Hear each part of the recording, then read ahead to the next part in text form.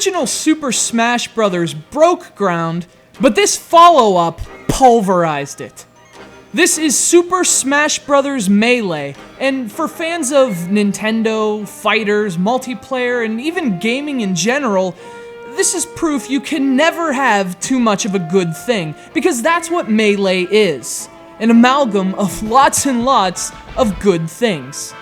Now, obviously, the Smash Bros. Games are outstanding fighters. They're polished, they're incredibly fun, and frankly, there just aren't many multiplayer games on the same level.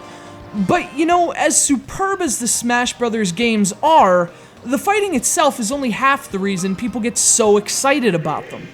I mean, let's be honest, the Smash Bros. Franchise is as much a pep rally for Nintendo fans as it is a series of fighting games. A chance for Nintendo fans to celebrate their favorite characters and classics with a hearty dose of peppiness. And I think we all know just how peppy Nintendo fans can be. I mean, that's what I've heard. I don't actually know any, but what I do know is that there wasn't a better multiplayer game on the GameCube than this 4-player dose of multiplayer genius.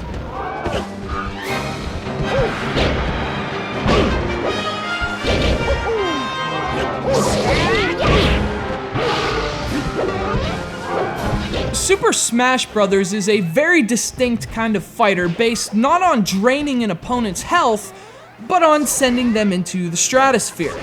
Although many specifics have been tweaked over the years, the Smash Bros. Premise has always been the same.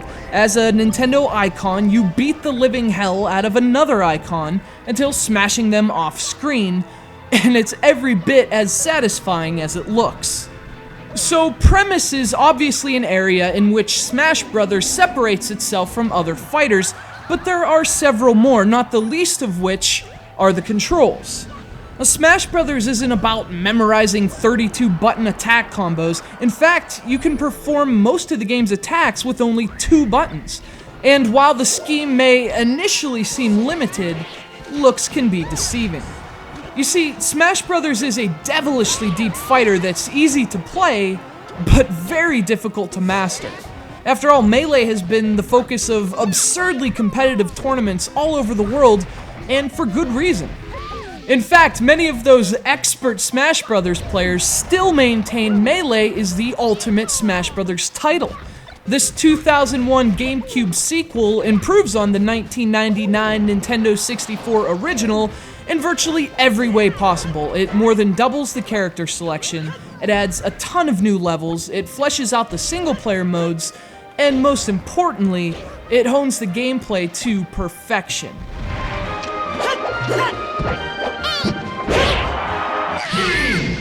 And yet, despite all that, I still prefer its successor.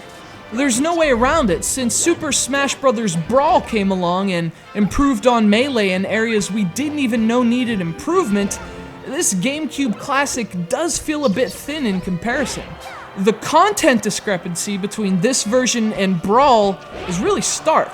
And in the same way Melee supplanted the original Smash Bros., Brawl has since knocked Melee off the screen. But of course, Brawl should have more content than Melee. It's nearly a decade younger. It should look a lot better too, and on both counts, it does.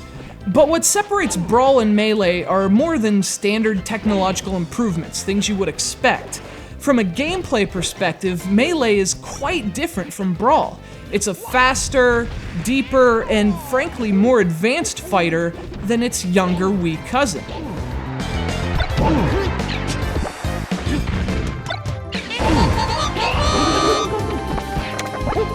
In fact, if you're a really competitive Smash Bros. Gamer, kinda like Kevin, Melee should still be your Smash of choice. Now, looking at the game in a reflective sense, Melee is obviously a classic, one of Nintendo's most important and beloved games of this new millennium, perhaps ever. But looking at Melee in a more practical sense, especially for those who may have never played Smash Bros., is a bit trickier. Most of us would likely be better off going with Brawl, but unlike most games from past generations, this version still has a very important and very relevant place at the Smash Bros. Table.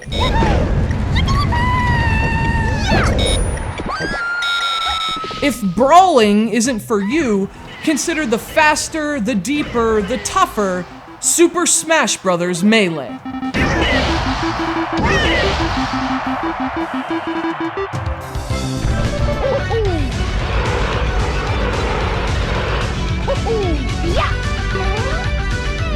Yeah.